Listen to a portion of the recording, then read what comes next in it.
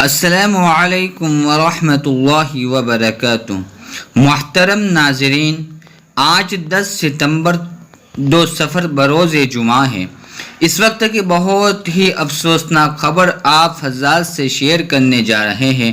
ناظرین، آپ کو بتاتے چلے کہ عالم اسلام کی عظیم اور مایہ شخصیت، قائد احرار اور شیر پنجاب مولانا حبیب الرحمن لدھیانوی صاحب طویل عدالت کے بعد دار فانی سے دار بقا کی طرف کش کر گئے اور ہمیں یتیم بنا گئے۔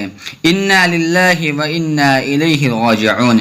ناظرین، اللہ تعالیٰ سے دعا ہے کہ اللہ تعالیٰ حضرت مولانا مرحوم کی مغفرت فرمائے اور ان کے پسماندگان کو صبر جمیل عطا فرمائے۔